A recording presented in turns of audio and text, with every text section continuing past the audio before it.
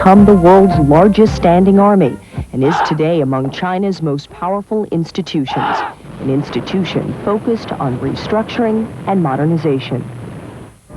But because defense budgets have not kept pace with PLA needs and wants, in the 1980s, the PLA, like much of the rest of the country, began to take money matters into its own collective hands. The PLA became PLA Incorporated and branched out into business.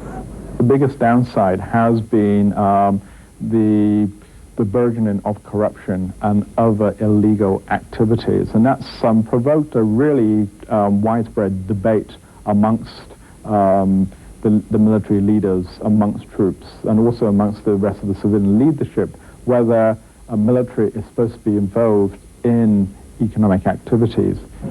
Now hundreds and eventually thousands of PLA troops will arrive in one of the world's premier centers of economic activity, and many in Hong Kong don't know what to expect. Among their greatest concerns, could the PLA be used against them in a political crisis? Hong Kongers can't forget how the army fired on its own people in 1989. Another concern, will PLA troops be tempted to use their position in Hong Kong, as they have on the mainland, to make money? Many of these people are indeed China's best and brightest. They're not all on the take, although one shouldn't be surprised they take advantage of their position. The Chinese government, anxious to allay fears, went so far as to produce its own video to introduce the troops of the new Hong Kong garrison. The message? Hong Kong's people have nothing to fear. After 4 years' effort, we have passed various tests in aspects of political spirit, military training, and discipline. We are now basically ready to take on our glorious mission in Hong Kong. In the video, the members of the Hong Kong garrison are shown in their new uniforms and in classrooms practicing newly acquired language skills.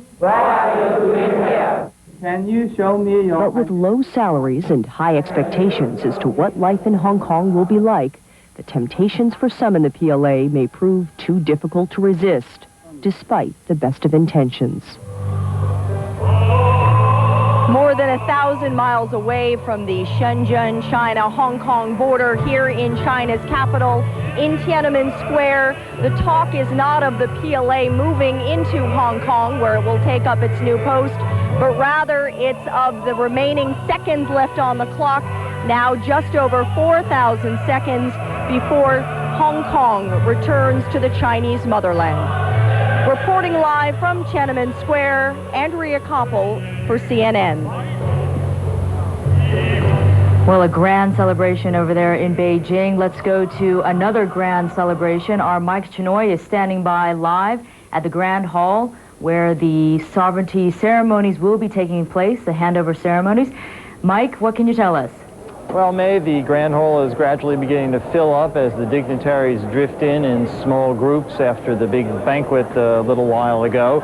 A short time ago, Chinese President Jiang Zemin arrived here at the convention center. He and his colleagues flew in from Beijing a few hours ago, the first visit to Hong Kong by a state leader of the People's Republic of China ever. It's a very, very important moment for President Jiang. Tung Chee-hwa is now waiting at the door with the British Foreign Secretary Robin Cook. All of these officials will be coming in here into this Grand Hall shortly. The ceremony gets underway in a little over half an hour. It's going to be interesting because among those here in the audience watching this ceremony are a very interesting cross-section of people, including some of the leading democracy advocates in Hong Kong, most notably Martin Lee, the head of the Hong Kong Democrats. The British side insisted on inviting all the members of the existing elected Legislative Council. That's the one that's going out of business at the stroke of midnight to be replaced by the Beijing-appointed provisional legislature. So you'll have a situation where some of the most fiercest critics of China and its policies towards Hong Kong will be in this audience, but Martin Lee and his colleagues will be leaving after this ceremony to go join the demonstrators outside the Legislative Council building. They won't be going to the swearing in of the body that they say is illegitimate. May? Well, Mike, at the banquet itself, it seemed to be a very festive celebration, but at the Grand Hall, is there any feeling of tension and a little bit of friction because of what's about to take place? You don't get that sense at all from what we can tell. We are not able to get up really close to the key participants. But this is a very formal, elaborate event with a lot of VIPs, all on their best behavior. The political tensions exist. It was clear even in Governor Patton's remarks at the British farewell ceremony. He threw a few barbs in China's direction.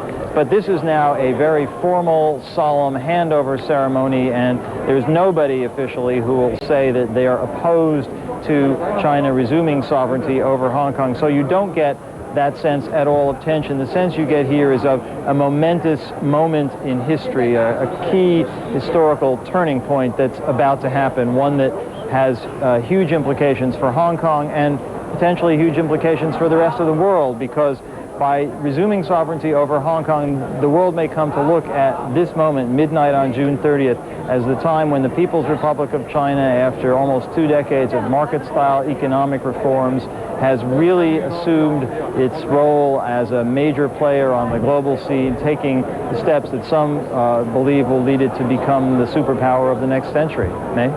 All right, thank you very much, Mike Chinoy, and we will get back to you when that ceremony gets underway. We're only about 1 hour away until the stroke of midnight, when the change of sovereignty will take place, when Hong Kong will return to China. And we will return after this with our continuous live coverage of Hong Kong Handover 97. Please stay with us.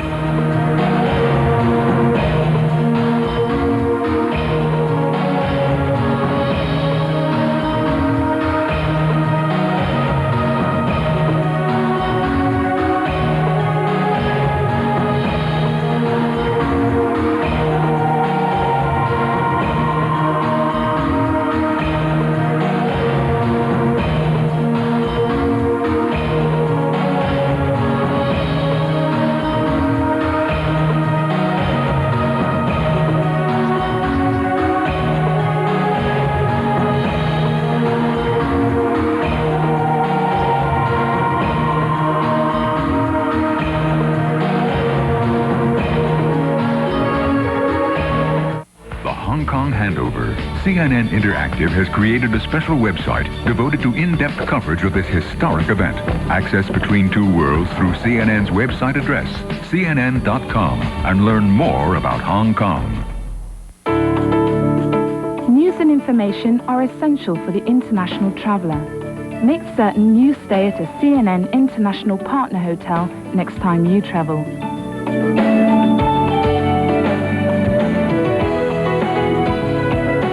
Your free copy of the guide to CNN International Partner Hotels and our quarterly publication, CNN Traveller, ring 441494 791 929. On the next Q&A, hours before the historic handover of Hong Kong, Q&A looks at the change ahead, the adjustments for the people of Hong Kong, for the world. I'm Riz Khan. Professors from the University of Hong Kong contribute perspective and take your questions by phone, fax or email, only on CNN International.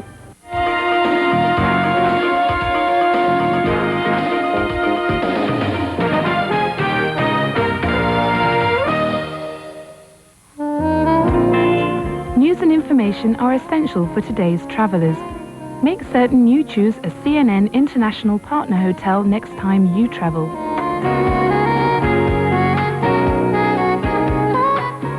For more information about these and other fine hotels, ring 441494 791 929 for your free copy of the guide to CNN International Partner Hotels.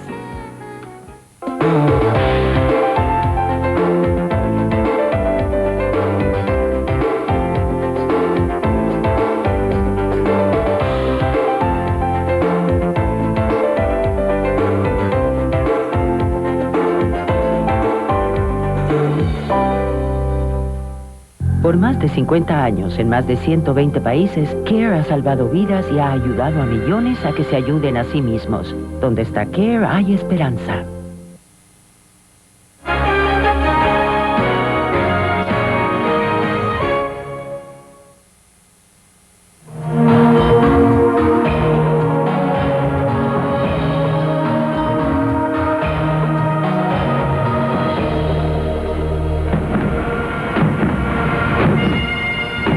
Under a tropical downpour, the British said a formal goodbye to 156 years in Hong Kong.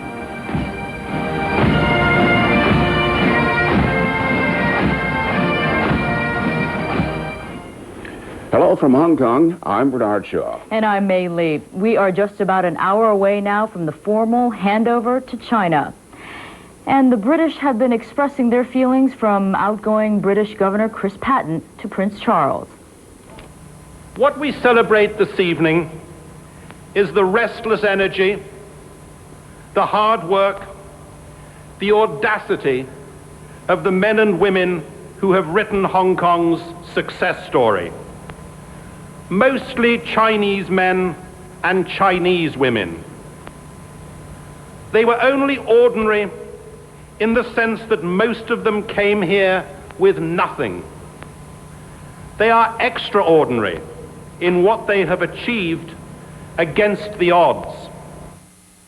Hong Kong now faces its transition to Chinese sovereignty in excellent condition, prosperous, stable, and dynamic. Unprecedented though this moment in history may be, we have the utmost confidence in the abilities and resilience of the Hong Kong people. Britain learnt long ago that Hong Kong people know best what is good for Hong Kong.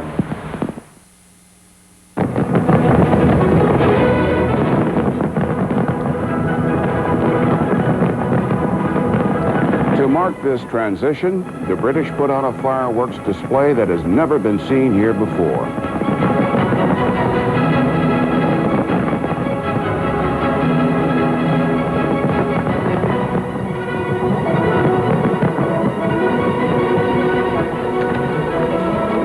And just a short while ago, People's Liberation Army troops arrived in Hong Kong's Central District at a place that has been called the Prince of Wales Barracks. That as the British and Chinese were raising their glasses to toast the coming change in sovereignty.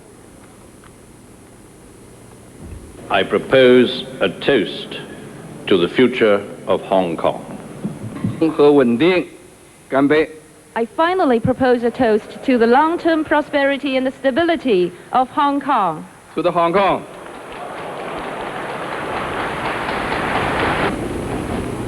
In the coming minutes and hours, we're going to have extensive coverage of events surrounding this handover from Hong Kong to Taiwan to Beijing.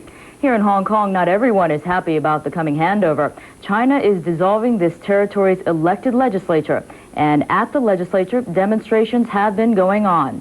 We begin our current look at handover events with CNN's Tom Mateer at the legislature. Tom. May, for about 30 minutes now, the demonstration has been going out here in front of the legislature. They're starting to have some speeches, some music, but the real big thing is going to be Martin Lee. He will appear on the second floor balcony. You can see the second floor balcony has the lights on. This is where Martin Lee will deliver his speech in about an hour and a half. It's expected it will probably be a pretty blistering speech because he hasn't been anything but vocal in the last few weeks and months. It is negotiations that have been going on for the past week and a half to allow them to even use the second floor. There was a lot of thought that they would block them out. Down below right now, they are starting to sing some songs here. The crowd of about 4,000 or 5,000 people have gathered to hear this demonstration.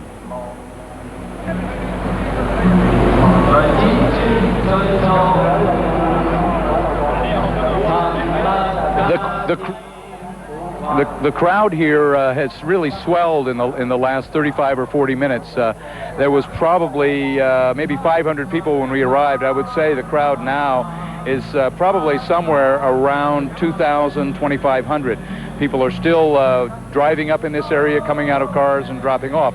It's a bit difficult getting around downtown Hong Kong tonight because a lot of streets are closed and traffic is pretty heavy, but the pedestrian traffic now coming to the legislature as the handover prepares to take place is extremely heavy. We'll probably have this area will be full of people by the time Martin Lee makes his speech.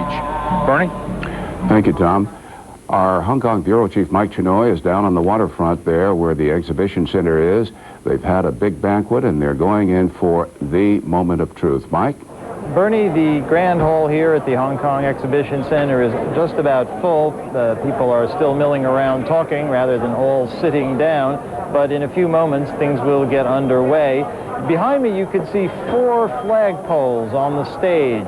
To the right of your screen, you can see the Union Jack and the flag of the British colony of Hong Kong. To the left are two flagpoles with no flags, and what's going to happen moments before midnight is that the British flag and the British Hong Kong flag will be lowered, and the Chinese flag and the flag of the new Hong Kong Special Administrative Region of China will be raised. A short time ago, Chinese President Jiang Zemin arrived here at the convention center.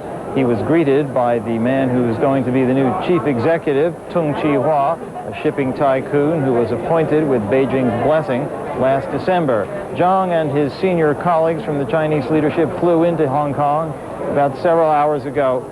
Jiang, interestingly, shook hands with Robin Cook, the British Foreign Secretary, and with the outgoing Governor Chris Patten.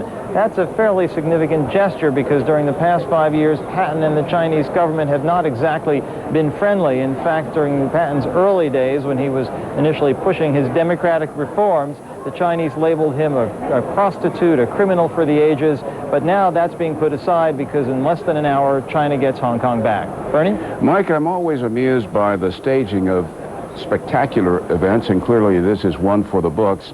Behind you, I just noticed the flags, even though you're indoors, the flags are fluttering. What is that all about? Do they have fans in the wings? I would assume they would have fans in the wings to make those flags flutter. No expense has been spared to make this ceremony have the desired effect. And in fact, the British and the Chinese were negotiating and haggling and squabbling over the details, down to the question of how many seconds before midnight should the British band stop playing God Save the Queen in order to give the Chinese band time to start playing the Chinese national anthem. But in the end, they've got it sorted out, and things will start very soon. Bernie?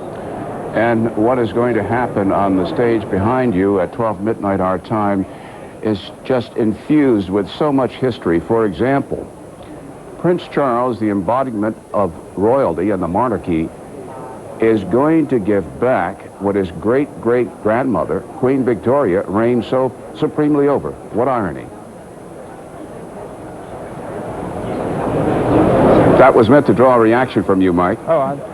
You're right, Bernie. The level of historical irony here is quite extraordinary.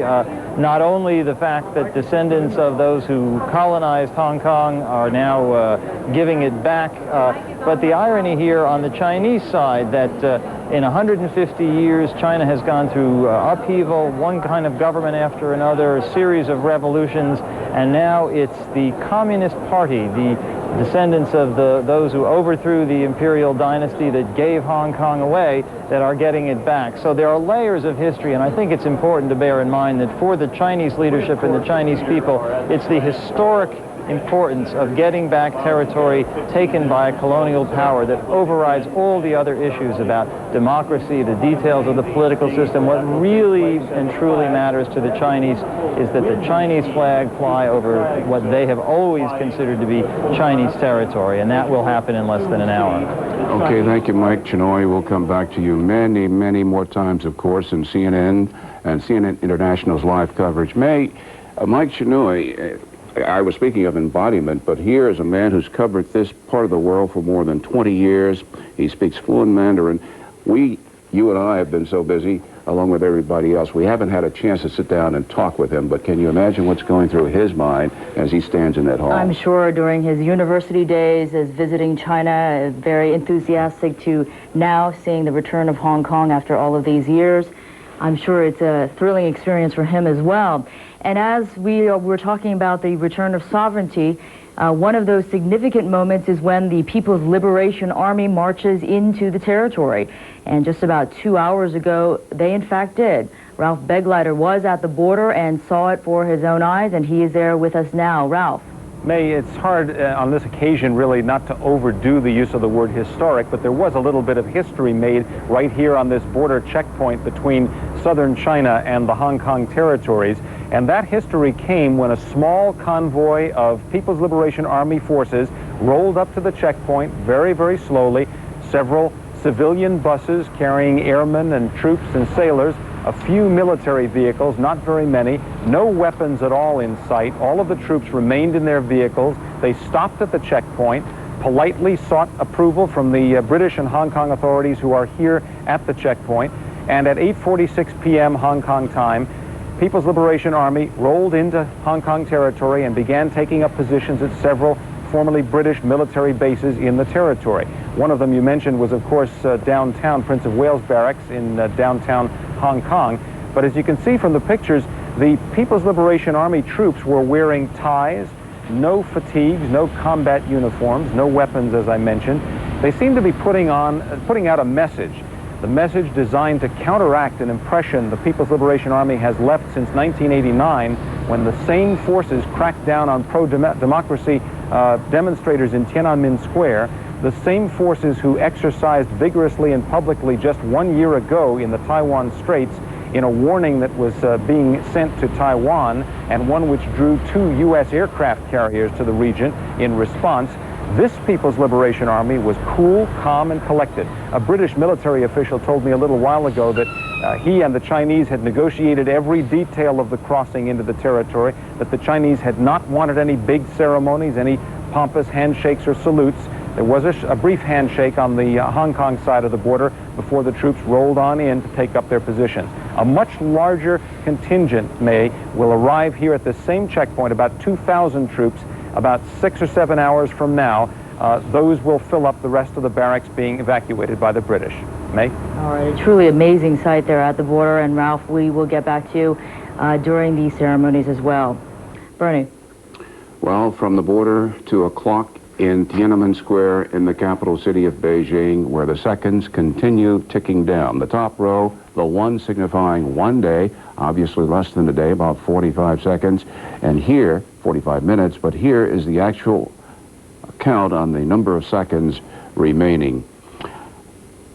Andrea Koppel, 8 years and 30 days ago, where you're standing was quite different. I was there, other CNN people were there. There was carnage in Tiananmen Square, and hundreds of people lost their lives because the People's Liberation Army came in and cleared the square very violently. What a contrast to where you are now.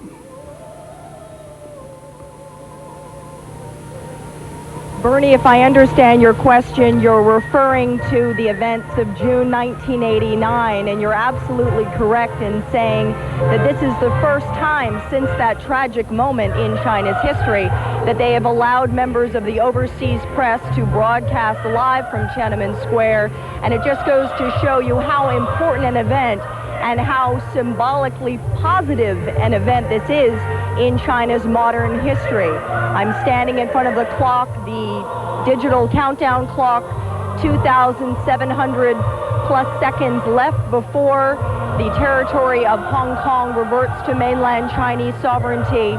The song and dance extravaganza that I am standing in front of right now began about 10 o'clock this evening. It is going to end at 11:30, when everyone here gathered in Tiananmen Square will watch the television monitors that have been posted at various spots around the square, and they'll be focusing on the events where you are in Hong Kong. This, in many ways, Bernie, is China's coming out party. China hasn't had much to celebrate in its modern history, certainly not since the founding of the People's Republic of China in 1949, right here in Tiananmen Square. And they are going all out to make sure that the Chinese people have a lot of fun. The festivities will go on until 5 in the morning. There will be several rounds of fireworks. There will be more song and dance extravaganza. And then finally, at daybreak, there will be the raising of China's national flag. But the event that everyone is here to see is the one that will take place now in 2,717 seconds. That is the moment when Hong Kong returns to the mainland. This is something that everyone in China is so excited about. Children in schools have written poems about this. Cab drivers, who are normally, like they are in so many cities, sarcastic and cynical, have said to me, this is a wonderful moment for me, for my children. People are waving the flag of the SAR proudly. This is something that the Chinese people have to hold their heads up high about. This is a moment, as we've been saying now for so many days, after 156 years of national humiliation, it's over. The chapter has been closed, and China can now move forward in the future with Hong Kong as a part of the mainland. Reporting live, I'm Andrea Koppel, CNN in Tiananmen Square. Andrea, I have a couple questions, but before asking them, I want to point out to our viewers, you might notice that there's a delay when I or Mei Li or Ralph Begleiter or indeed Andrea Koppel in Tiananmen Square respond or report. That is because of a satellite. To go up on the satellite, to come down into Hong Kong, to go back up on the satellite, down into Atlanta at CNN headquarters, back up on a system of satellites around the world, and that's why you have that 1 or the 2 second delay period. Andrea, I want to return to Tiananmen Square. You reported earlier that the Chinese government allowed ordinary citizens to visit Tiananmen Square prior to tonight, but the 100,000 people there tonight are very specially invited guests. We do know that 8 years ago, during all of what happened, hundreds of thousands of Chinese marched through the streets of Beijing. I'm just wondering whether the government of Beijing wanted to be certain that none of those people who were democracy sympathizers would be in the square tonight and possibly embarrass them. That is difficult to say, Bernie. I think that this is such an important event for the Chinese government, and something that the symbol is right behind me, that they've been looking forward to for so long, that they put a digital clock up in the symbolic heart of China's capital, counting down the seconds until its return, that they just don't want to take any chances that anything might mar this historic and celebratory event. There is no way of knowing whether or not there would be any kind of demonstrations here. I think for the most part, it has really been just not to take any chances, and that is why they have only had people who are invited, who have the pass, who are allowed to be here this evening. But up until this afternoon, you had tens of thousands of Chinese who were running around, and in fact, one of my friends who was here in 1989 said to me, Andrea, the mood in the square over the last few days reminds me of May 1989, when it was such a happy time and when people really were enthusiastic and very positive about China. And so I don't think it's the Chinese government's fear so much that there would be protests. They just want to make sure that this event goes off without a hitch. Bernie? Well, from the select thousands, few thousands where you are, many thousands rather, to here in Hong Kong, people continue to move from that banquet hall into the grand hall where the ceremony is going to take place. That, of course, is the important event of this night, and our live coverage of history in China will continue in a moment.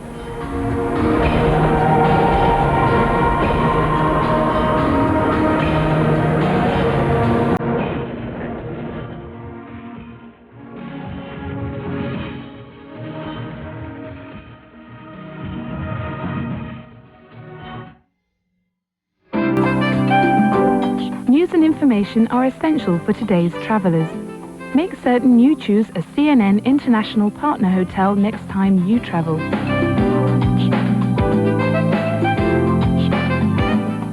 For more information about these and other fine hotels, ring 441494 791 929 for your free copy of the Guide to CNN International Partner Hotels.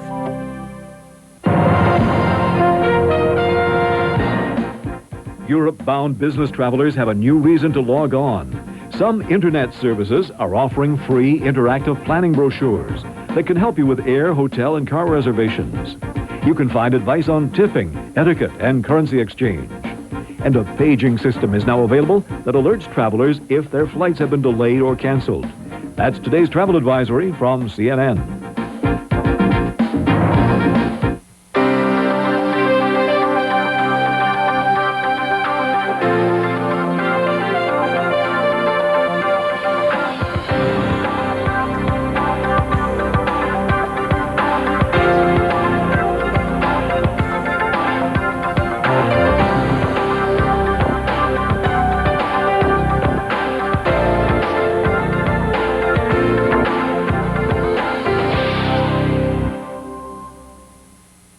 CNN's Larry King Live, this odd couple has made us laugh for years, and now these grumpy old men have teamed up again.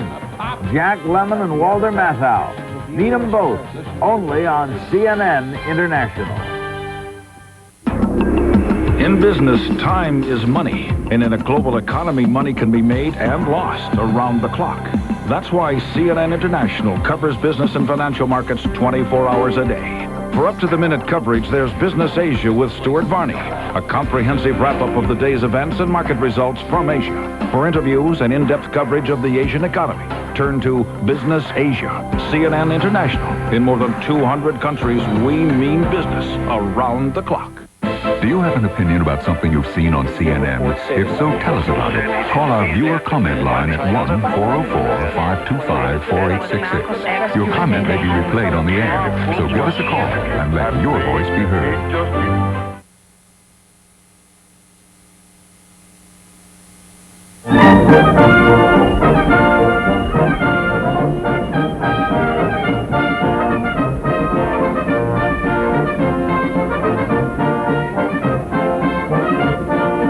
As the minutes tick down here in Hong Kong to 12 midnight when the changeover will occur, there's a kind of interlude because guests, very specially invited guests, 4,000 or so, are moving from the banquet hall to the convention hall where this changeover ceremony will continue.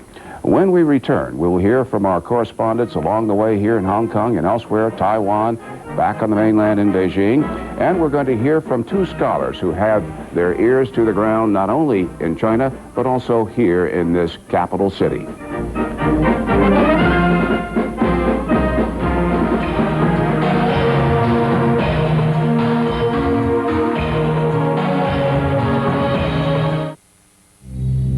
Si sucedió en el mundo, es noticia.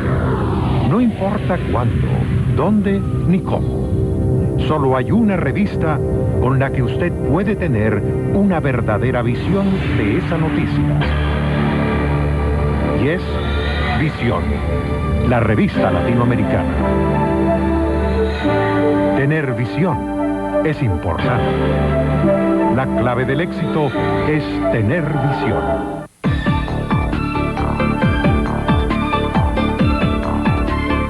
Democracy, as deceitfully prescribed by the Western powers and its allies, is responsible for the carnage and collapse of seen in most East African countries. Nigeria is determined to stop this madness spreading into Africa and West Africa, thus its mission at Sierra Leone.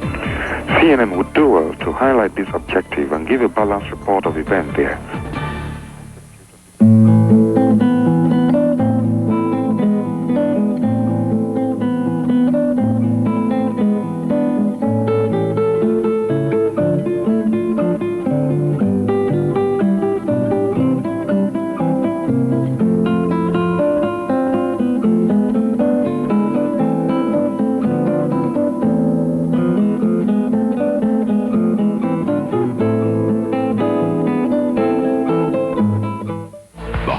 Handover. CNN Interactive has created a special website devoted to in-depth coverage of this historic event. Access between two worlds through CNN's website address, cnn.com, and learn more about Hong Kong. Main engine start. 1, 0, and liftoff of the Delta rocket with Mars Pathfinder. It rocketed 499 million kilometers, traveling over 400 kilometers per hour. Spacecraft is gone. Roger. Now the Pathfinder spacecraft lands on Mars. I'm John Holloman. Join John Zarella and me for complete live reports and witness the first ever television images beamed from the surface of the red planet. On CNN International. Now from CNN International, Asian Edition, a daily roundup of the latest news, business, and weather forecasts reported live from Hong Kong. For a look at what's happening in Asia, watch for Asian Edition, only on CNN International.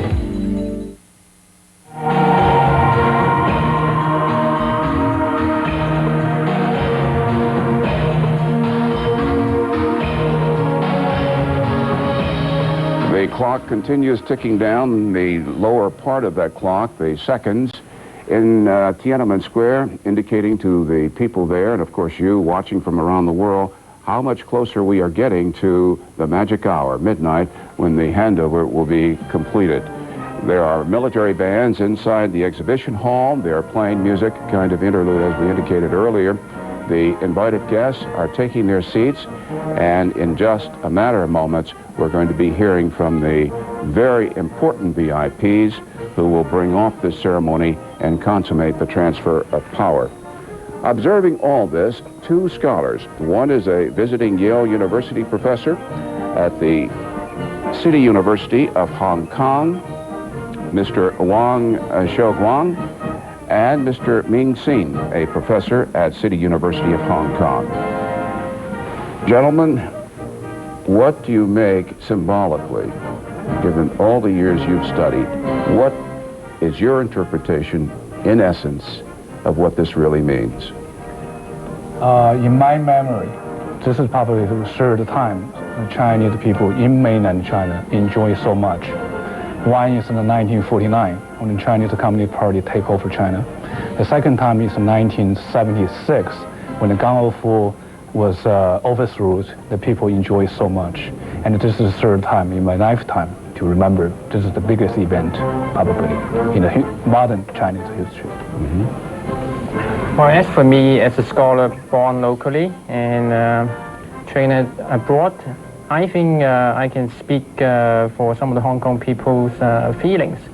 Well, this event represented the Chinese resolve to take back Hong Kong, to honor the so-called national reunification. And we do see that China does have the resolve to maintain Hong Kong's prosperity and stability. But then at the same time, we know that China is right now having a very different political system than that of Hong Kong.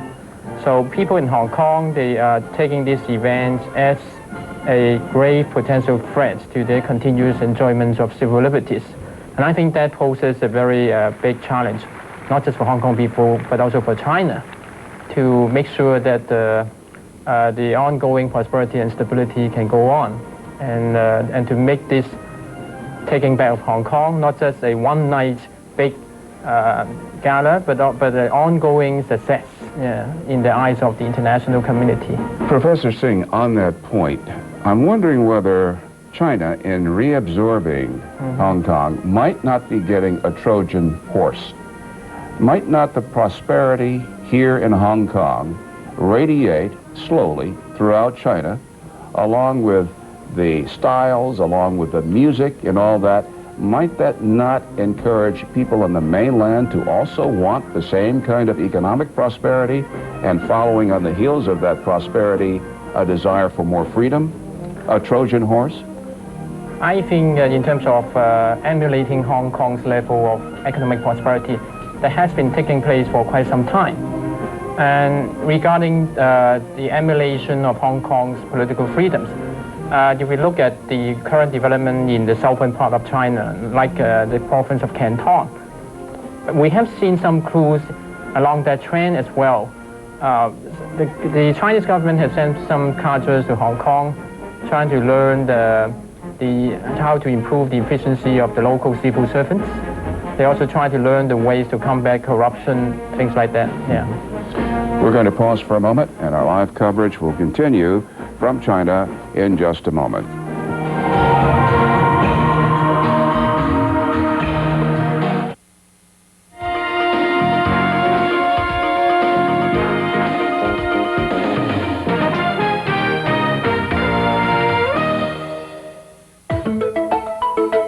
News and information are essential for today's travelers. Make certain you choose a CNN International Partner Hotel next time you travel.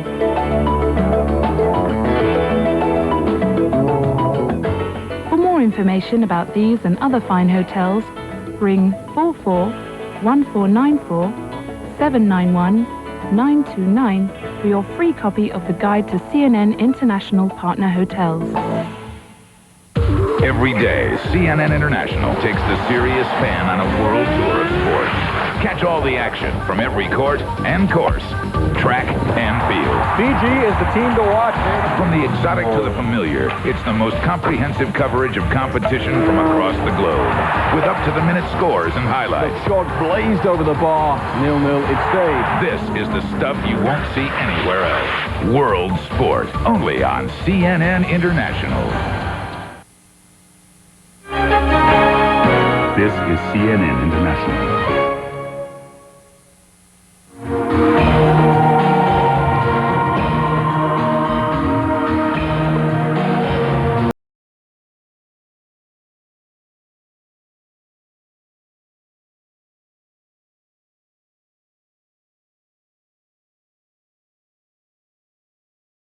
(1734, 1733, 32, 31). This clock in Tiananmen Square tells it all. Time is fast passing to the moment of truth, historically speaking. We welcome our CNN domestic audience to our live coverage of what is happening here in Hong Kong. I'm Bernard Shaw, along with Mei Lee, and just scores of other CNN people bringing this story to you. Among them, correspondent Mike Chinoy. He is inside the hall where the important ceremony is about 26 moments away. Mike? Bernie, 4,000 invited guests are now seated here at the Grand Hall of the Hong Kong Convention Center. 2 former British prime ministers, former British foreign ministers, the widow of China's late leader Deng Xiaoping. They're sitting waiting expectantly for Britain's Prince Charles and Chinese President Jiang Zemin and their key aides to take the center stage. In the meantime, a British military band and a Chinese military band have been alternating, playing songs to the applause of the audience here. There's also going to be a joint Sino-British Guard of Honor. In less than 30 minutes, the climax of this ceremony will come when the Union Jack and the flag of the British colony of Hong Kong, which you can see to the right of your screen, will be lowered, and the Chinese flag with the red backdrop and the 5 stars and the flag of the new Hong Kong Special Administrative Region of the People's Republic of China are raised. Chinese President Jiang is expected to speak for about 5 minutes. Then the ceremony will conclude, and Prince Charles and Hong Kong's outgoing Governor Chris Patten will leave and board the Royal Yacht Britannia, which will sail away into the night. We'll go now to my colleague Tom Mintier, who's outside the convention center. Tom? Mike, I'm at LegCo, and their crowd is starting to grow here. They're in anticipation of in about less than 45 minutes, Martin Lee will deliver a speech from the second floor balcony here. The crowd, probably about 3,000 or 4,000 now. It's spread about a block and a half in both directions. Interestingly, some of the people who come up, out-of-towners, people who are not Hong Kongers, are wondering if it's safe to be here. Apparently, there have been some stories going around that demonstrations at the stroke of midnight would not be permitted, and those who are in attendance would probably suffer some dire consequences. I have seen the Hong Kong police around, and basically all they're trying to do is keep traffic moving. Many of the tourists are out here trying to make pictures in the middle of the street, and they go up to them very courteously and say, would you mind moving off the street and get out of the way. But this demonstration is underway and is expected to continue and climax with the speech from Martin Lee. Let's go to Andrea Koppel in Beijing. Here at Tiananmen Square, where we've been reporting since 10 o'clock this evening on the festivities, which will go well into the wee hours of the morning, it has gotten a bit quieter as people watch the television screens behind me, watching what's taking place in Hong Kong. The Chinese traditionally have placed a lot of their clout and pride on large numbers, whether it's their thousands of years of history or their hundreds of millions of people. But at this moment, on this day, there is one number they're looking forward to, and that is 0. When 0 is on the digital clock behind me, that means Hong Kong once again returns to mainland Chinese sovereignty. The feeling here in China, if I were to equate it with anything else, it would be something like the 90-pound weakling in school who had always been picked on, and then years later gained weight and suddenly got to date and eventually marry not only the prettiest girl in school, but the wealthiest. Hong Kong coming back to China is a culmination of 156 years of waiting, and the Chinese people cannot wait any longer. Now we go to my colleague, Richard Blystone. Henry Hammond, I'm on the seafront outside the Royal Yacht Britannia, which you see behind me. She was designed about 50 years ago for a woman who at that time could literally be called an empress. Her reign spanned half the earth. Now that same woman is the queen of 58 million people, and her son will take that boat tonight as her empire fades into nothingness. The Royal Yacht Britannia. It is 410 feet long, can move 22 knots, and has more than 200 officers and crew. It has been a useful means of transport for the Queen. It has been a home away from home when she makes state visits, and that's also been a place where British business can be very much done, a place to entertain, a thing of prestige. The Yacht Britannia will be sailing away before dawn. There will be no more empire, and in a little while, no more Yacht Britannia. Bernie? Thank you, Richard Blystone. In less than 22 minutes, Britain will give back to China what she took forcibly more than a century and a half. And CNN is here to bring it to you live. Our coverage will continue.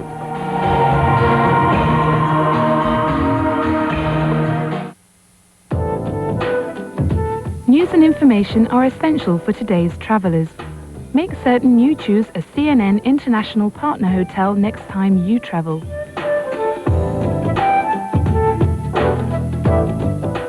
For more information about these and other fine hotels, ring 44-1494 791-929 for your free copy of the Guide to CNN International Partner Hotels. It is particularly... Can you identify this face? As some of you know, I was here a couple of weeks ago on the... This is former United States Congressman Kwesi Mfume. He was first elected in 1986.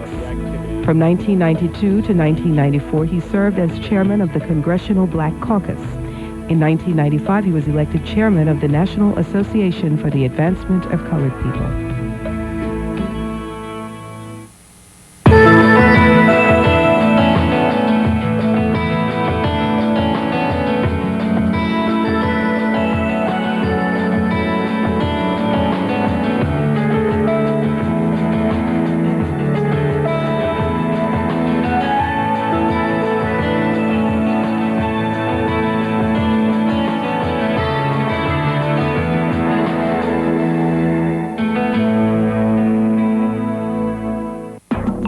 In business, time is money. And in a global economy, money can be made and lost around the clock. That's why CNN International covers business and financial markets 24 hours a day. And for in-depth coverage of business and financial news, interviews with corporate newsmakers, and a wrap-up of the day on Wall Street, turn to Moneyline with Lou Dobbs. CNN International in more than 200 countries. We mean business around the clock.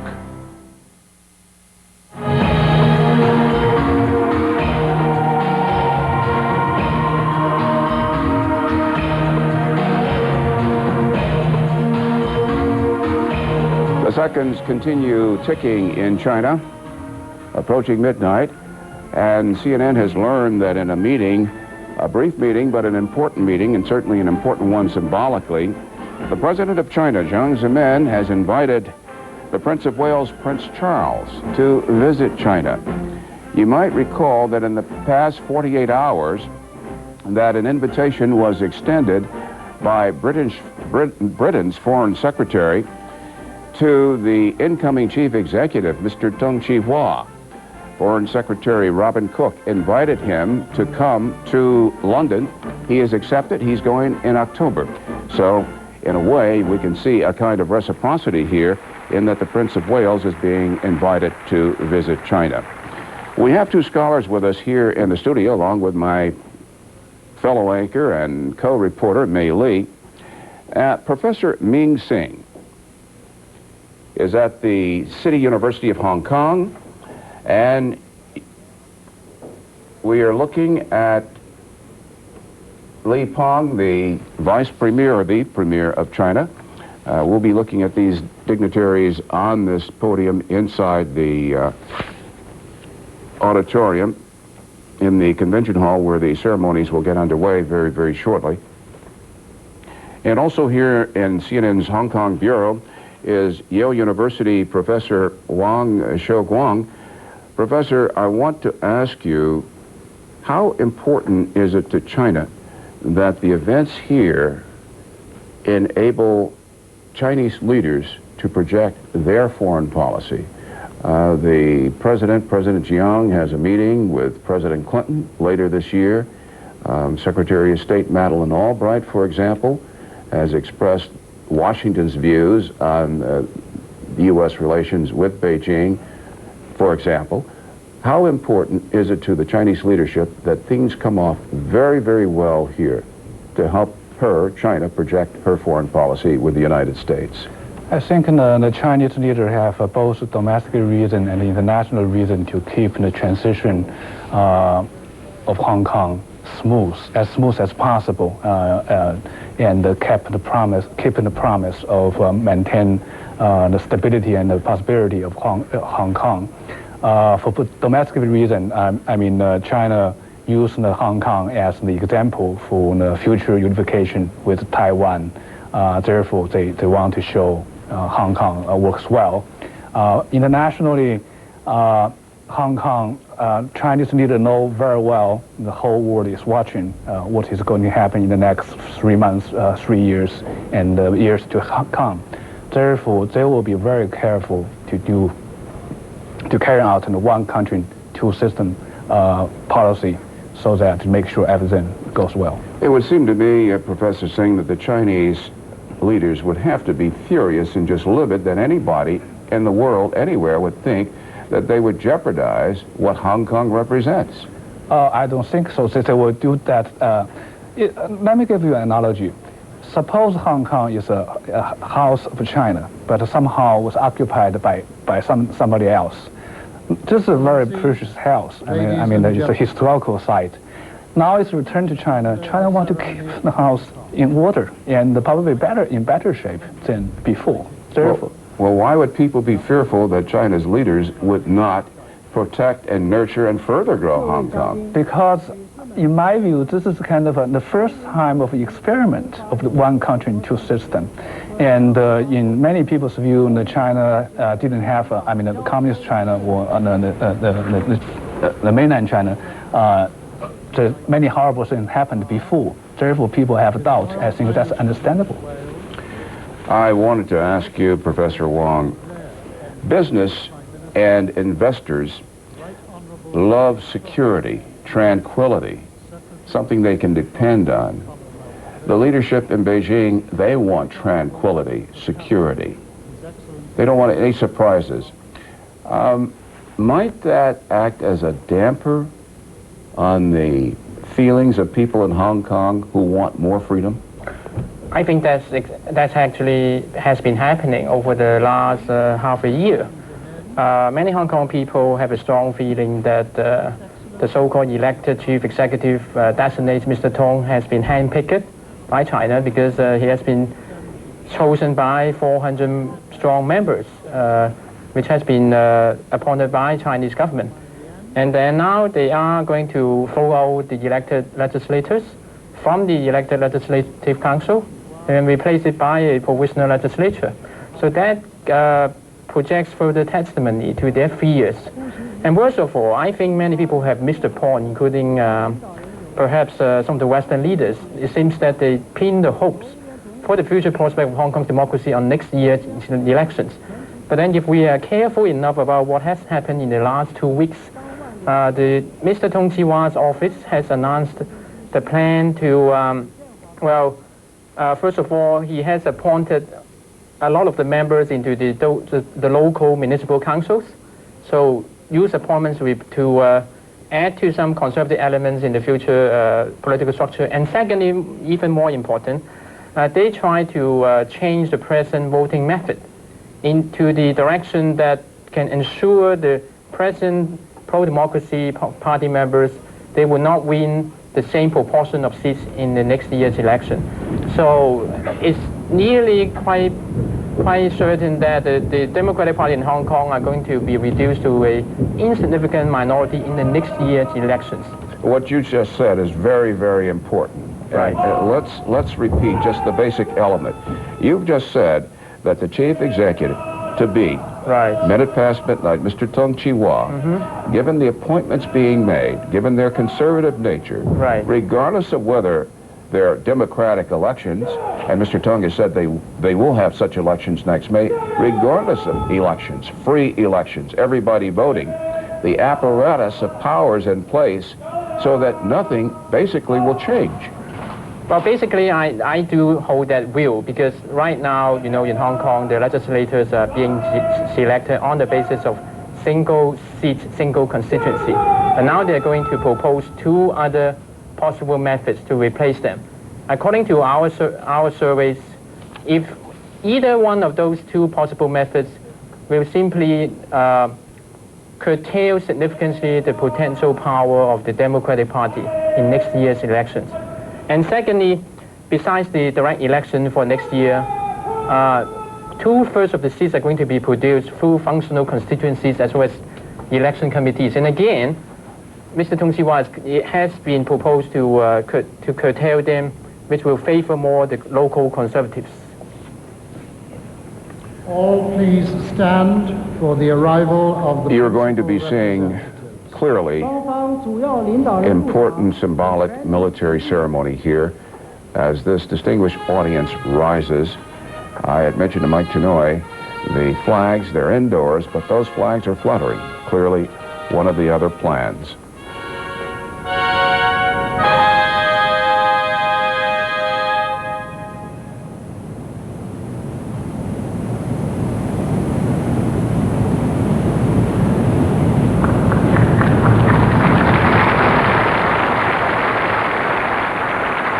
Now the President of China, Mr. Jiang Zemin, followed by his delegation, Premier Li Peng, Vice Premier Chen Chi-chen, and the Chief Executive to be, Tung Chee-hwa.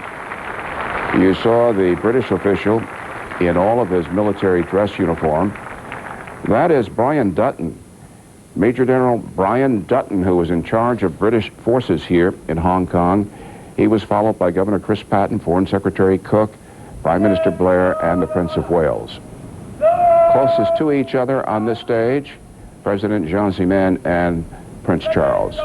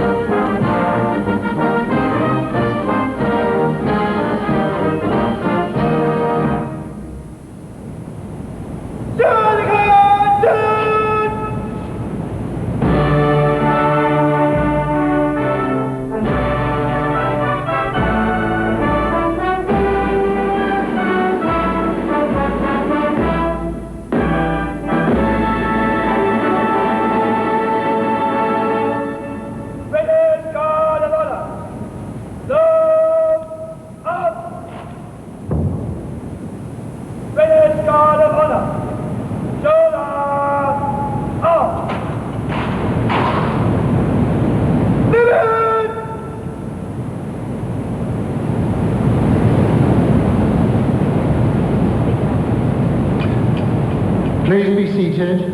请坐下。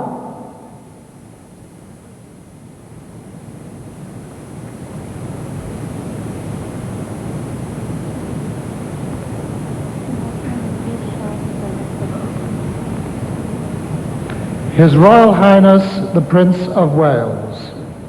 现在，请威尔斯亲王殿下讲话。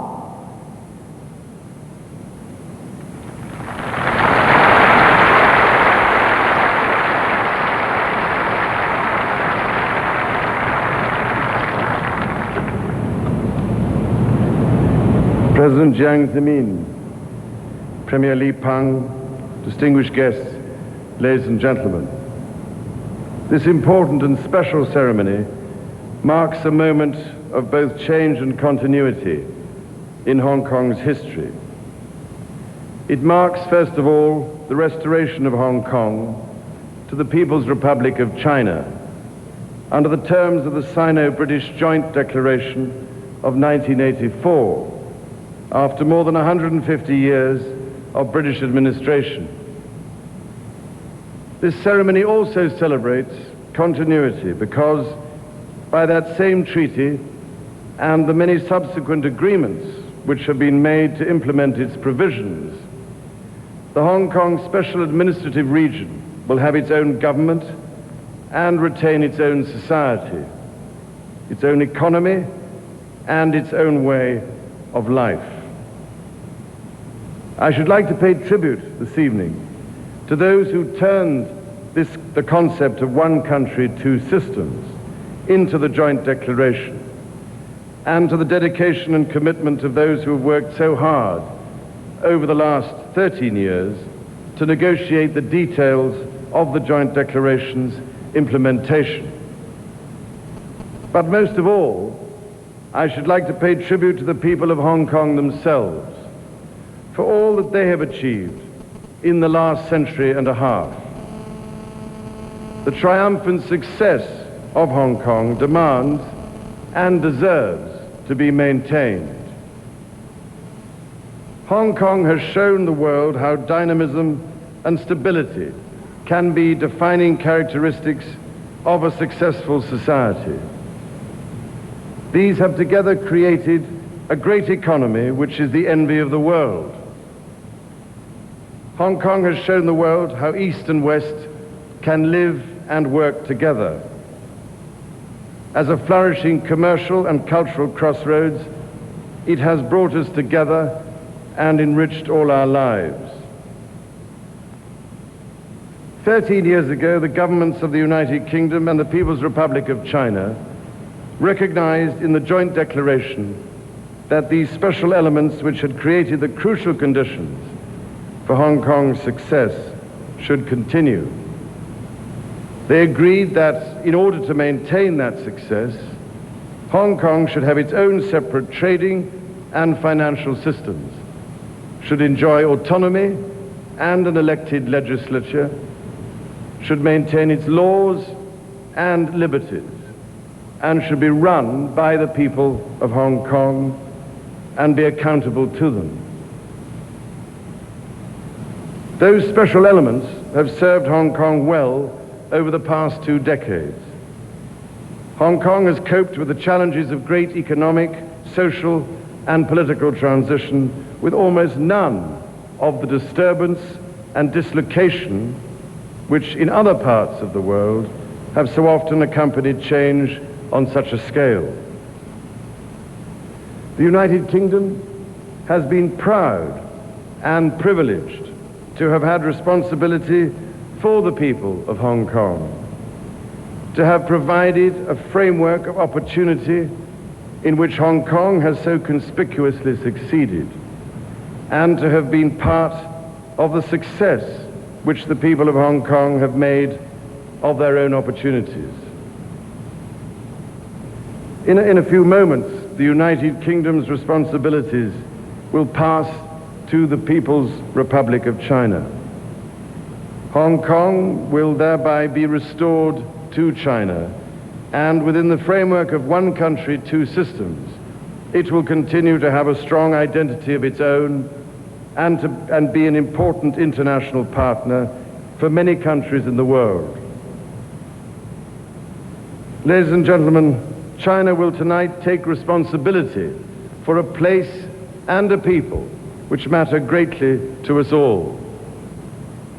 The solemn pledges made before the world in the 1984 Joint Declaration guarantee the continuity of Hong Kong's way of life. For its part, the United Kingdom will maintain its unwavering support for the Joint Declaration. Our commitment and our strong links to Hong Kong will continue and will, I am confident, flourish as Hong Kong and its people themselves continue to flourish.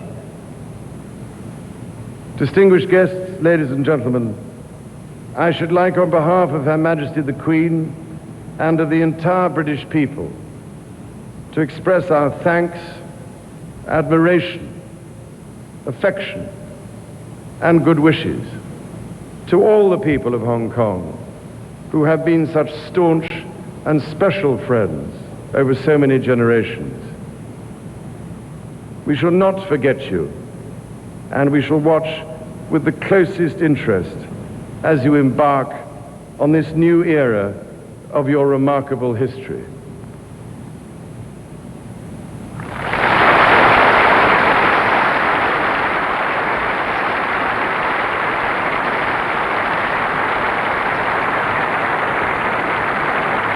All please stand for the flag ceremony. 降旗升旗仪式现在开始，请全体起立。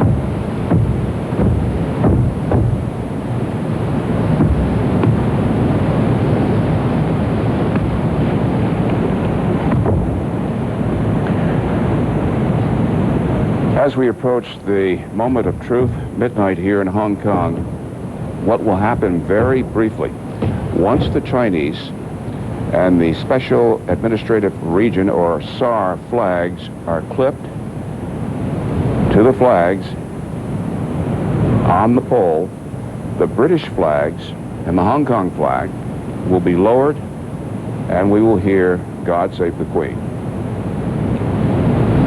Each contingent here represents the Royal Hong Kong Police Force and the SAR Police. They are bringing the flags to the flagpoles. And for a hall of 4,000 people, all you hear are the footsteps of these officials. As the seconds wind down,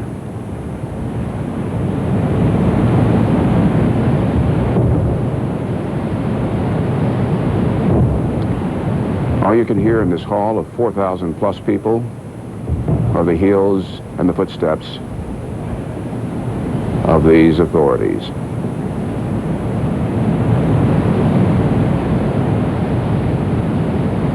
The Union flag and the Hong Kong flag will now be lowered, and the national flag of the People's Republic of China and the Hong Kong Special Administrative Region flag will be raised.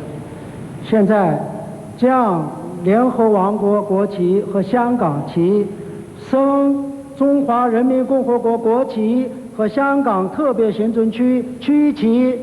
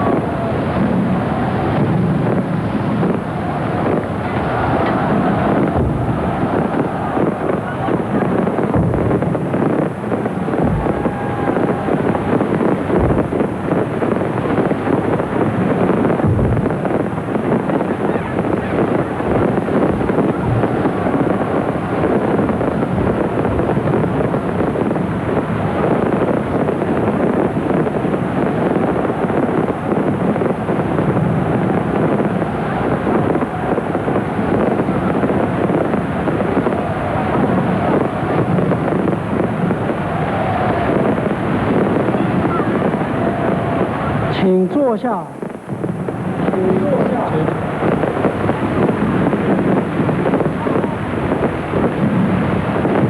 现在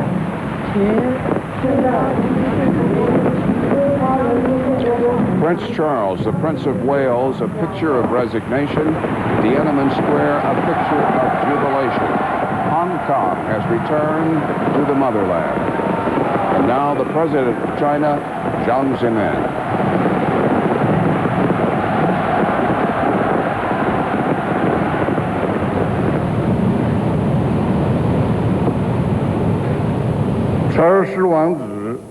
Prince Charles, Prime Minister Tony Blair, distinguished guests, ladies and gentlemen, the national flag of the People's Republic of China and the regional flag of the Hong Kong Special Administrative Region of the People's Republic of China have now solemnly risen over this land in Hong Kong.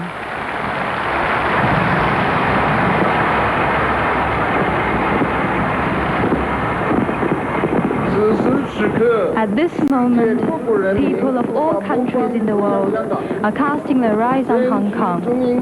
In accordance with the Sino-British Joint Declaration on the question of Hong Kong, the two governments have held on schedule the handover ceremony to mark China's resumption of the exercise of sovereignty over Hong Kong and the official establishment of the Hong Kong Special Administrative Region of the People's Republic of China. This is both a festival for the Chinese nation and a victory for the universal cause of peace and justice.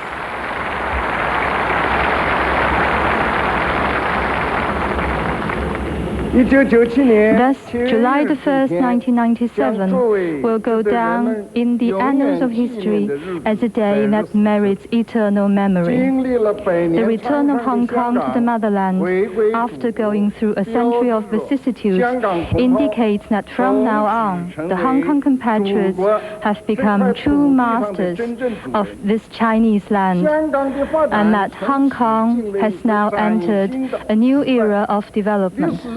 History will remember Mr.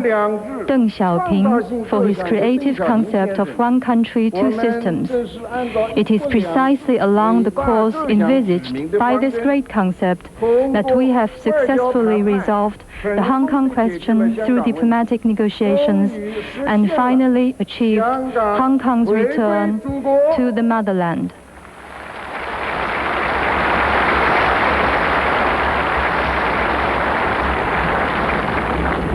On this solemn occasion, I wish to express my heartfelt thanks to all the personages in both China and Britain who have contributed to the settlement of the Hong Kong question, and to all those in the world who have cared for and supported Hong Kong's return to the motherland. On this solemn occasion, I wish to extend my cordial greetings and best wishes to the 6 million or more Hong Kong compatriots who have now returned to the embrace of the motherland.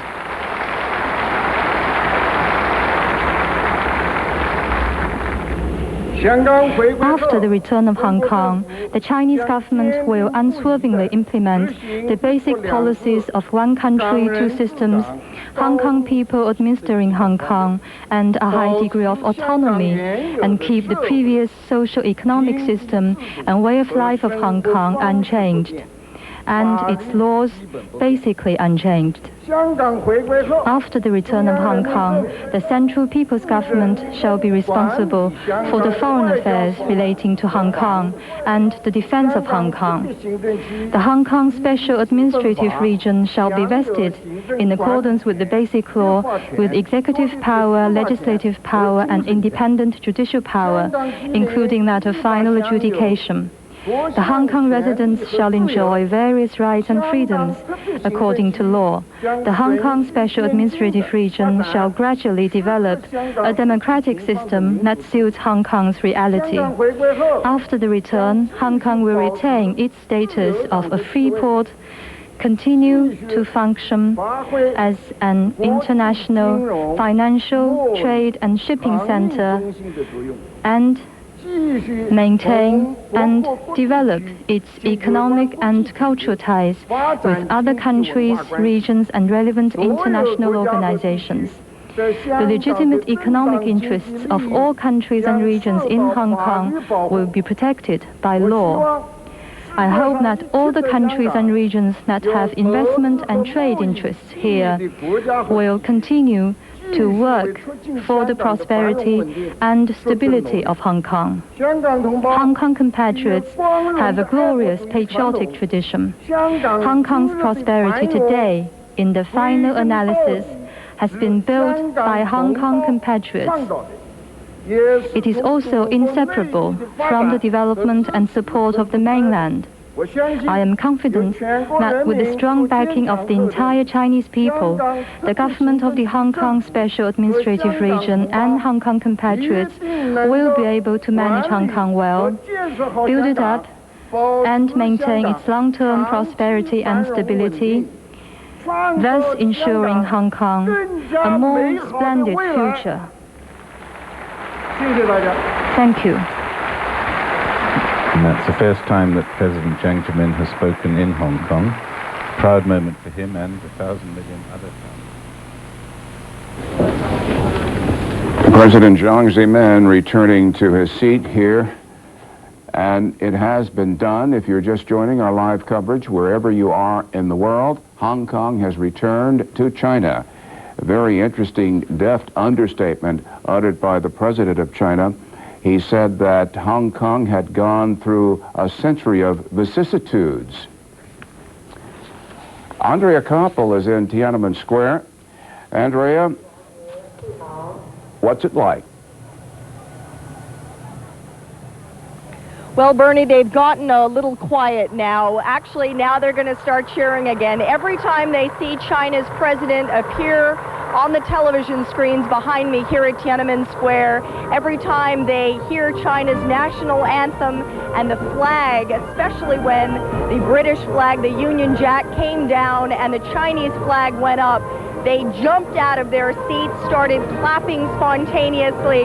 Parents were holding their children up in front of the digital clock to get their pictures taken, and the crowds on the other side, just in front of where I'm standing, in the heart of the square itself, were pressing up against the security that is lining the area here in the square. Bernie, the mood is absolute one of pure joy. And inside the hall here in Hong Kong, the mood is one of wonderment, reflection, as the Prince of Wales and the President of China, Jiang Zemin, step even closer to the audience now. At one point you saw the picture of Prince Charles looking very sad, looking very resigned to this historic moment here in Hong Kong. CNN reported a short while ago that the gentleman on the right of your screen, now on your left, the President of China, has invited the Prince of Wales to come to China. And we know from a couple days ago, Britain's Foreign Secretary Robin Cook has invited the chief executive, even though he hasn't been sworn in yet, he is, for all intents and purposes, the chief executive, Tong Chi-wan, to come to London. He has accepted. He will do that in October. Among our many people covering this important story, CNN's Tom and Tim. Here, what you couldn't see while the countdown was underway was a situation here at the Legislative Council. Many of the legislator members were standing on stage behind me here. They were all holding torches, similar to the Goddess of Democracy torch. There were at least a dozen of them on stage, and it was quite a sight as they counted down the last seconds here before the handover. And it was a very emotional scene as you listen to people count the seconds down. And the speakers were also saying to support the return to China, but at the same time, protect democracy. It was a chant that rang across this square for a good 5 minutes leading up to the countdown. Of course, none of the people here came to see the handover ceremony that was happening a few blocks away. The handover ceremony they're holding here is a little different. There is music, there are plays, there are speeches, and in about 30 minutes, Martin Lee will come, the leader of the Democratic Party, to deliver his version of tonight's events, how the handover is seen by his party as far as the future of democracy here in Hong Kong. Bernie? Thank you, Tom and Tier. The people inside the Grand Hall who've just witnessed personally what has been happening there are beginning to stand around and filter out. Inside the hall, at the back of it, is Mike Chinoy. Bernie, it was a very powerful ceremony. You could have literally heard a pin drop when the flags were being lowered, and then the British flag being lowered, and the Chinese flag was being raised. The speech by President Jiang Zemin was very interesting on a couple of points.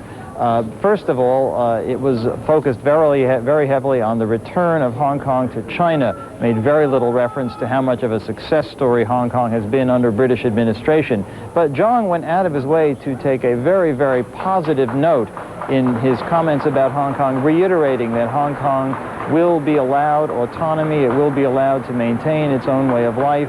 He said it will be able to maintain its role as an independent free port, its own currency. He said Hong Kong would, in fact, move ahead towards democracy, but suitable to Hong Kong conditions. That's a fairly important qualification.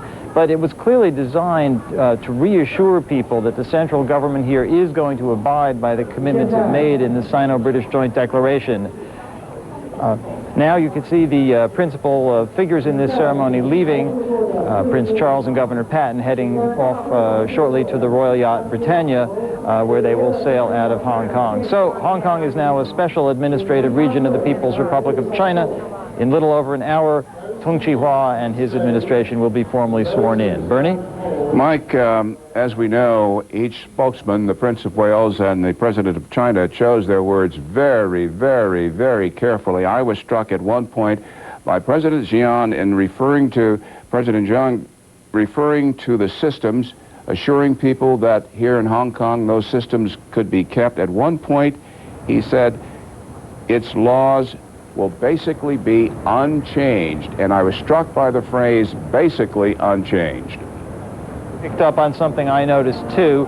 That clearly gives China the option to do some tinkering with the legal system. In fact, that's one of the reasons why at the swearing in of the provisional legislature in about an hour and a half, the U.S. Secretary of State and Britain's Prime Minister, who were here at this ceremony, are not going to be there because that legislature is going to implement some changes in laws on the right to demonstrate and other civil liberties that many people fear here could lead to curtailment of their freedoms. Bernie?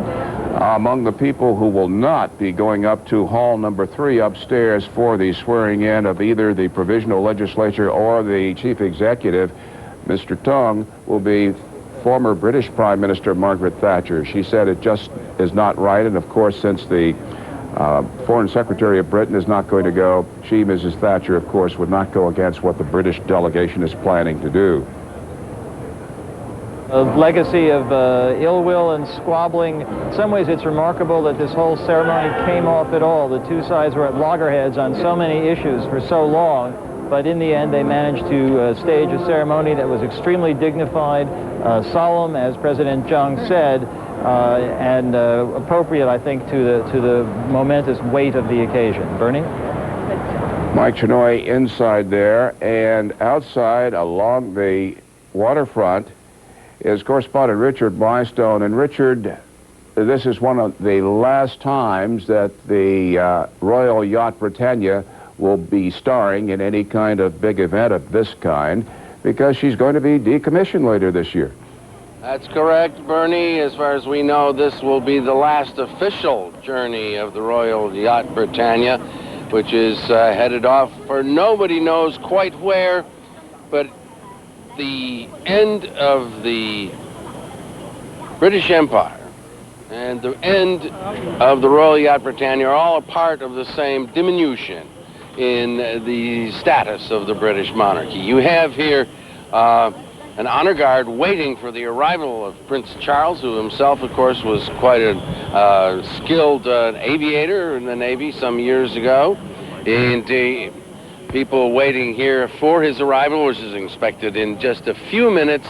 He will board. About 20 minutes later, they will set sail for the Philippines. He will be, of course, joined by Governor Chris Patton, ex-governor now, and his family, and they will be off. Over across from us in the Tamar parade ground, where we saw the military exercises earlier, to address Mike Chenoy's point about how the one sound you haven't heard here is of rival national egos clashing. Prince Charles got quite an ovation from a crowd which been there watching a popular entertainment show up until the end. After Charles spoke, he got a cheer. The bigger cheer, it has to be said, went for the raising of the Chinese flag there. So the British military who performed there will be headed out now as we speak, and very soon Prince Charles as well with this vestige of the Navy. Now back to you, Bernie. Richard Blystone there at the dock. We'll go back when the Prince of Wales and his delegation arrived there. If you're just joining our live coverage from Hong Kong, from China, a century and a half ago, when Britain took Hong Kong from China, it was war. Tonight, China reclaimed Hong Kong. Not a shot was fired. Our coverage will continue in a moment.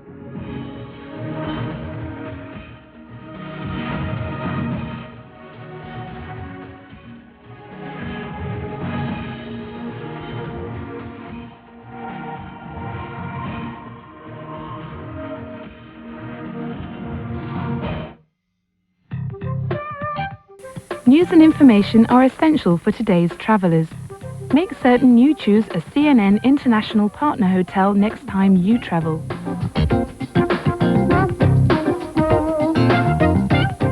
For more information about these and other fine hotels, ring 44-1494 791 929 for your free copy of the guide to CNN International Partner Hotels.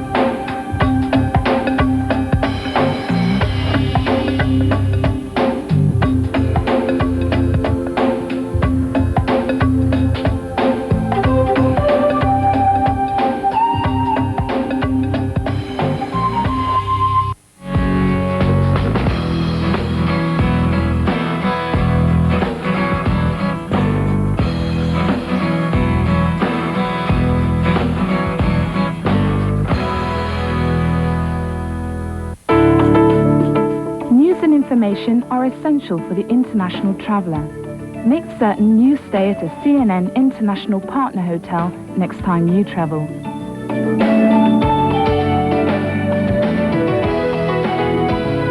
To receive your free copy of the guide to CNN International Partner Hotels and our quarterly publication, CNN Traveler, ring 44-1494 791 929. Log on to CNN Interactive, rated #1 among all basic cable websites. The whole world of CNN on the World Wide Web. We're here 24 hours a day at CNN.com.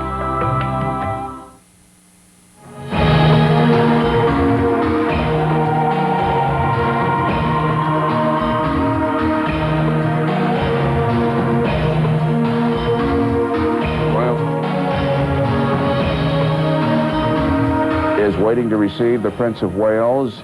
He is leading the British delegation, having turned over Hong Kong to China. His motorcade is making its way to the area, the East Timor Naval Base, formerly British-controlled. Tamar is the name of a river in Britain, and this was known as the East Timor Naval Base. The black limousines, many of them Rolls-Royces in this motorcade, coming through the rain-drenched streets of Hong Kong, making their way to the dock. Richard Blystone is there. Richard had reported earlier that looks like Britain's Foreign Secretary there, standing to the right of that sailor. It looks like that.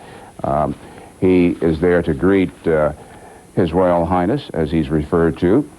And once they go aboard, they will be steaming across the South China Sea, going to the Philippines. The Britannia will be escorted by 3 British naval vessels that will be sold to the Philippines. One of the important escort vessels will be the frigate, the HMS Chatham, aboard which Major General Brian Dutton, who formerly was the head of the British troops here in Hong Kong, he will be on that frigate, HMS Chatham. There are not throngs, hundreds of thousands of people in the streets here in Hong Kong. A lot of people watched what was going on in their apartments, in their condominium, in their homes because of the weather. And also, you're coming, perhaps have one more holiday here, and Hong Kongers are taking advantage of that.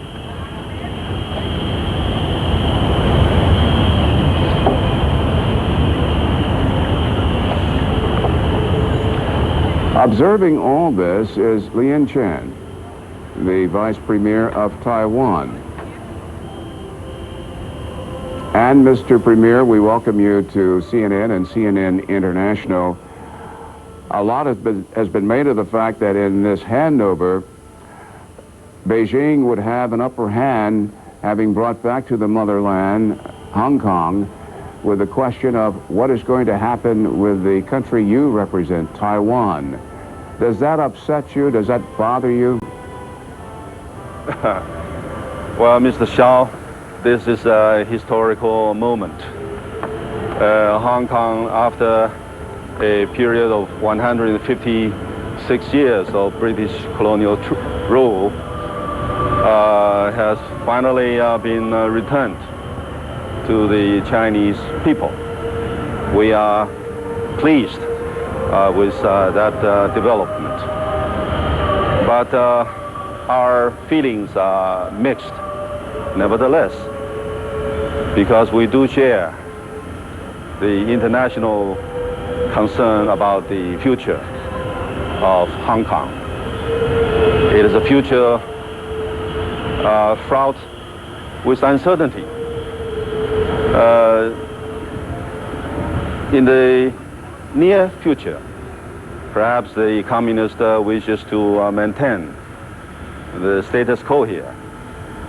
But in the long run, it's very hard to tell.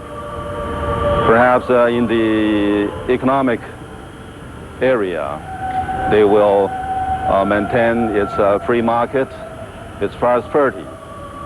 But politically, we believe it will enter a period of political retrenchment.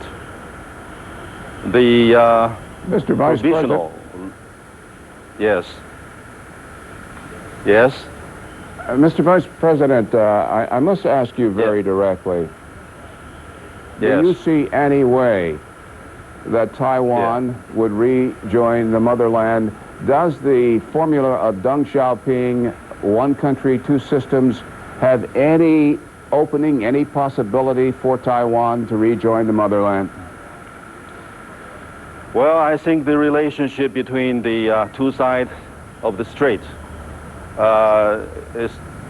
can be emphasized with two very crucial ideas, and that is status quo and engagement. We want to maintain the status quo between the two sides of the strait, and we also encourage engagement and exchanges in order to bring a better cross-strait relationship. Republic of China is a sovereign state. We were founded in 1912, and we have been in existence for the past 86 years. We are also a democratic country with a government democratically elected. So we must be held accountable to the public will of the people. And thirdly, we are also a country that has maintained and established a wide international presence. And also, we have enough deterrent military capabilities to safeguard our own security and sovereignty. So it's entirely different case. But in the guidelines for national reunification drafted in 1991, we have provided 3 different phases for the eventual reunification. We believe that mutual and reciprocal exchanges between the two sides will lead to mutual trust and cooperation. That will in turn bring consultation and eventual political reunification. In other words, Mr. Vice President, we believe, yes, please continue that thought. Yes, we believe that reunification should be realized not only as a territorial or jurisdictional unification. It should be something more than that. The country should be reunified under the principle of freedom, democracy, and prosperity. So, in other words, we adhere to the principle of one country with a good system of government, not one country with 2 systems.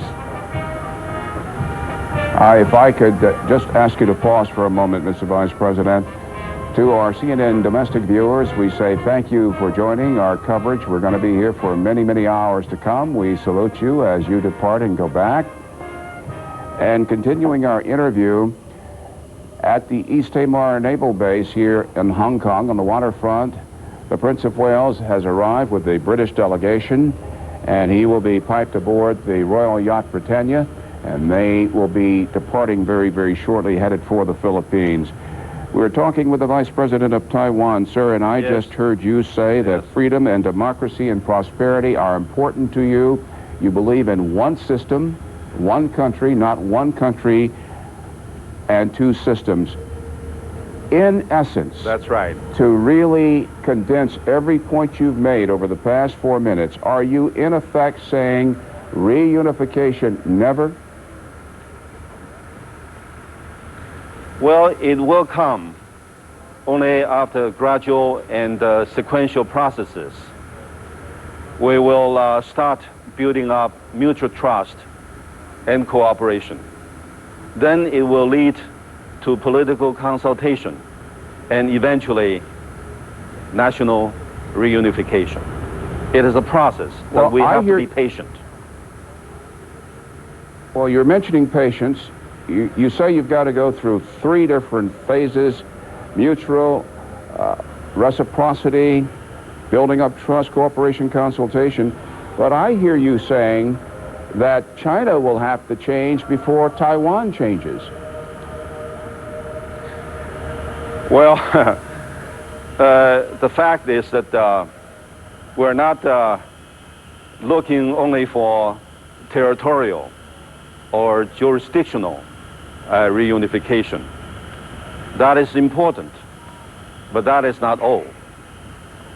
We believe all people should live under a free system, a democratic system. Nobody here on this island will voluntarily accept communism as a system of society or as a system of government. So you foresee reunification once and after China, mainland China, has democracy? Is that what you're saying? I think that is what I'm saying. And do you also conclude that given the mindset in Beijing, that is a categorical impossibility? Well, I am not that pessimistic. I think things are changing, and changing very rapidly. Taking into consideration what happened during the past decade or so, there are more radical changes taking place on the mainland than the past 40 or 50 years. So we have to be optimistic, and let's be confident and work hard toward that eventual common goal. What, in your judgment, will foster this kind of change? I think engagement in all forms, including economic exchanges, cultural exchanges, trade, investment, tourism, cultural, every field. I believe those are the major means. The Vice President of Taiwan, we thank you very much. He referred to major means. Well, the means for the royal party to leave Hong Kong is right there tied up at the East Timor Naval Base, and Richard Blystone has been there for a couple hours. And Richard, the 217-member crew and her 19 officers are just about ready to take a very emotional trip across the South China Sea. They're all ready, Bernie, but it's not going to happen just yet because the Prince of Wales and ex-Governor Chris Patten are demonstrating, and although that it is more than a half an hour since this became China, they are not going to be running off into the distance. They're taking their time greeting VIPs, well-wishers, members of the Hong Kong government staff and consular staff who will be waiting here. They should be boarding the ship before too long and starting the trip to the Philippines, in which there will be plenty of time to reflect on the 156 years that have ended tonight. But right now, they seem to be in no hurry. I don't know if you can see the Prince of Wales or the governor, but they are out there, and there are plenty of people out here to greet them. In fact, over in Tamar, where there are a lot of Chinese people who have been having a concert, there are people who have climbed up a wall to wave lights and to whistle and to wave their goodbyes. When this vessel pulls out of here, it will mean the end of the British military presence here, and the beginning has already started of a very different kind of military. A military with different looks and a military with different traditions, very different from those that we've seen on the parade ground earlier, or those we see before us right now. One Hong Kong resident asked me yesterday, the big question is, are they going to be paid enough to keep them straight amid the temptations of this fabulous city? Bernie? The Prince of Wales, when he spoke to the world earlier, he was alluding to the rule of Britain. He referred to Hong Kong going back to China after, quote, 150 years of British administration. And I'm certain that many Chinese were translating the word administration for 150 years of British colonialism. Our live coverage as former Hong Kong Governor Chris Patten embraces and kisses well-wishers. Our live coverage will continue in just a moment.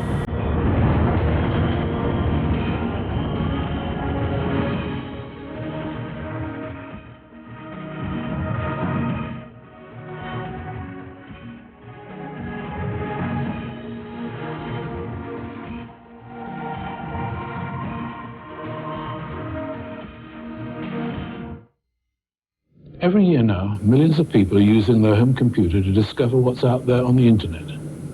A lot of the information they receive will be sponsored by advertising. So, if history repeats itself, chances are there'll be people who will want to edit that information. But surely, cyberspace is one more place where you should be allowed your right to choose. And the 5 nuclear weapon states have committed. Can you identify this space? They say so, that they want to get nuclear weapons. But the actual policy... This is Polish-born physicist Joseph Rotblat. In 1957, along with other scientists, he founded the anti-nuclear group, the Pugwash Conference. In 1995, he was awarded the Nobel Peace Prize.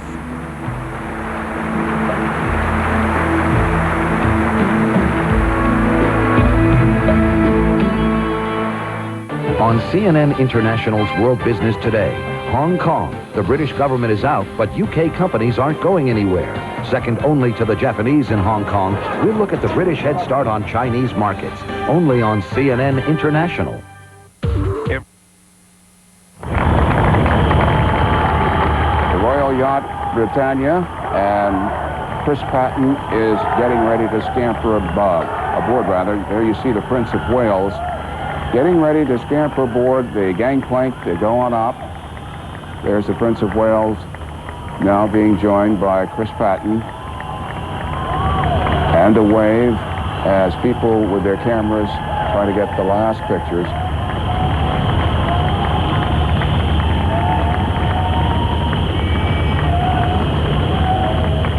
The Britannia was completed in 1954, originally designed as a hospital ship.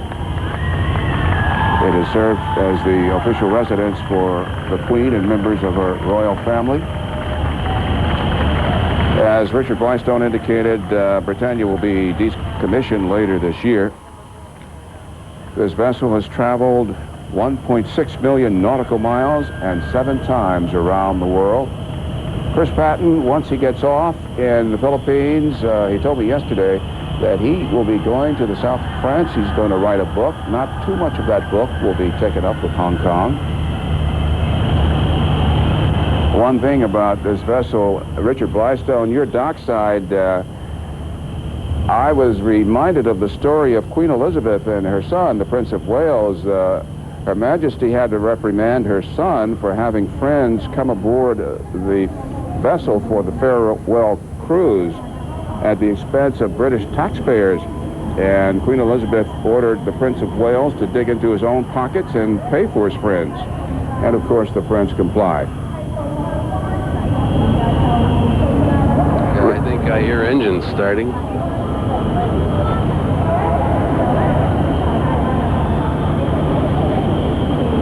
Yeah, hello, Alex. Richard? Yeah, I think we hear engines starting now as the Royal Yacht Britannia starts to nose out into the stream. The Hong Kong harbor, little band up on the top deck, strikes up a tune. This has been very far from a triumphant exit for Britain from Hong Kong. There is no way that diminished Britain can ever really protect Hong Kong. No way it can make China keep its promises. The Chinese had all of this mostly their way, and yet the British, in the end, handled it with quiet dignity, the kind of pageantry that they do as much for themselves as for anyone else. The Royal Yacht Britannia, 400 feet of luxury, the kind of luxury more fitting for an empire than for a kingdom of 58 million people, will now sail off toward the Philippines. And a couple of days from now, it'll arrive there on the 3rd of July. The Prince of Wales will fly home from there, and he'll fly commercial. And that is the state of the British Empire today. Bernie? Richard, one of the vessels we cannot see, but we know it is among 3 there. The British frigate HMS Chatham will be carrying Major General Brian Dutton, who commanded the British troops here. Ran into him on the elevator this morning, and he was sweating. He was wearing a white terry cloth towel and sandals. I think he had just come up from the sauna, or he had been swimming, but we had a conversation briefly, and I'll report that to you in just a second. Let's look at this.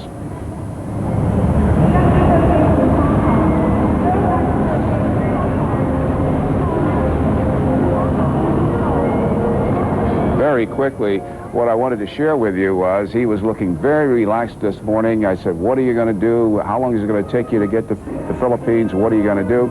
He said he's going to spend time with his family. He told me where he's going to go, but I think out of respect for his own privacy and that of his family, I should not report it to you.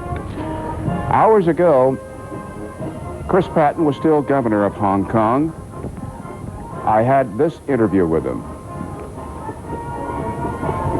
You've had 5 years of stewardship here within Britain's history in Hong Kong. What have you learned from the Chinese, and what have you imparted to them? Well, I think this is, you've got it absolutely right. a story in which the major contribution comes from ordinary men and women who are Chinese, who've done extraordinary things. I think the British contribution is that we've given them the opportunity to do those extraordinary things and provided a framework of the rule of law and a decent, clean administration, which has enabled them to get on with their lives with a very light-handed government and create this fantastic success story. Hong Kong is one of the greatest cities in the world, and we're leaving it in great shape. I very much hope that China will relax about Hong Kong and let Hong Kong get on with life. The prime industry here in Hong Kong is making money. What do you think investors and the markets will do when the markets reopen following this holiday period? I very much hope that they'll keep their attention focused on the fundamentals in Hong Kong. And provided nothing is done to change those fundamentals, then there's every reason why Hong Kong should continue to develop into the Manhattan, the Frankfurt, the London of East Asia. The fundamentals, well, economic policy which is praised by the toughest critics like the IMF, sensible control of public spending, very low taxes, the government not trying to second-guess business, steady growth, falling inflation, very low unemployment, and incredible reserves. So it's a pretty good formula. Do you think Beijing and the chief executive here could botch the administration of Hong Kong? I think it would take a great deal to halt the momentum of this extraordinary city. I very much hope that they will start to concentrate after the 1st of July on continuity and perhaps talk a little less about change. If you've got somewhere that works as well as Hong Kong, you should be jolly cautious before you start fiddling with the engine. In the final moments of this historic transfer of sovereignty, when you hear Rule Britannia, what do you feel? What I feel is that this is an astonishing, very late postscript to a story which has been, I think, while there have been problems and while there are things we've got wrong, a story which has been mostly characterized by the attempt to install our values of decency around the world. I don't think anybody has managed the withdrawal from empire as peacefully as the United Kingdom has done. And a lot of the things we've left behind still endure. I mean, look at the largest democracy in the world, India, and look at the rule of law there. That's a lasting legacy to what we managed to bring. Chris Patton is aboard the vessel you are looking at. The Royal Yacht Britannia also aboard with Chris Patton, the Prince of Wales, Prince Charles. Also the frigate, the HMS Chatham, and 2 other vessels that will accompany the Royal Yacht Britannia on the voyage to the Philippines. Those 3 vessels will be sold to the Philippines, and as we indicated, later this year, Britannia will be decommissioned. Still to come here in Hong Kong, the swearing in of the Chief Executive, Tung Chee-hwa. He will make an address. We will cover that live. And the swearing in of the Provisional Legislative Council. Britain's Prime Minister Tony Blair will be flying back to London. Our live coverage of all this will be right back.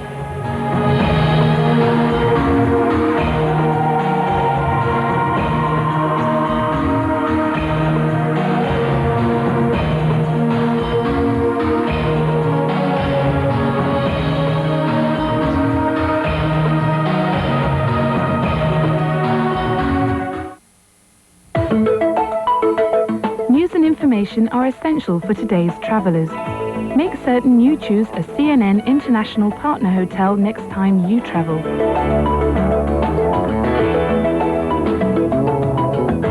For more information about these and other fine hotels, ring 441494 791 929 for your free copy of the Guide to CNN International Partner Hotels. The reason I think Cartoon Network has more cartoons than any other place in the world is that they have this really big cartoon library that's bigger than 4 whole Empire State Buildings put together, and it's even bigger around than my Aunt Edna and Uncle Jim combined. And when you go inside the library, you can see all the cartoons running around and stuff, but you need to be careful and watch your steps because it's crazy in there. And guess what? There aren't any books in the library, not even encyclopedias, just lots and lots of cartoons. Sometimes it's hard to find the cartoon you want in the library because they never stay in alphabetical order, because cartoons are just that way, I guess. But even if you can't find the cartoon you want, you shouldn't ask the librarian for help because she'll give you a wedgie and stuff. But Cartoon Network shows all the cartoons all the time because they have special cartoon-catching tractors, tractor beams, to get them on TV. So you can always check them out there, and you won't have to ask the librarian to stamp your card or anything because Cartoon Network has the biggest cartoon library on Earth. It's wedgie time. Bye, I gotta go. In business, time is money. And in a global economy, money can be made and lost around the clock. That's why CNN International covers business and financial markets 24 hours a day. And for in-depth coverage of business and financial news, interviews with corporate newsmakers, and a wrap-up of the day on Wall Street, turn to Moneyline with Lou Dobbs. CNN International in more than 200 countries. We mean business around the clock. On CNN's Larry King Live, this odd couple has made us laugh for years, and now these grumpy old men have teamed up again.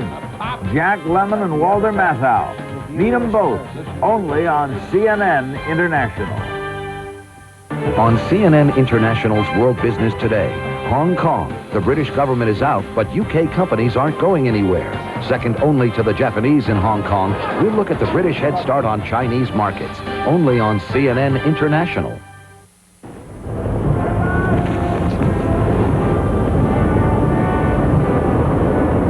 The Royal Yacht Britannia,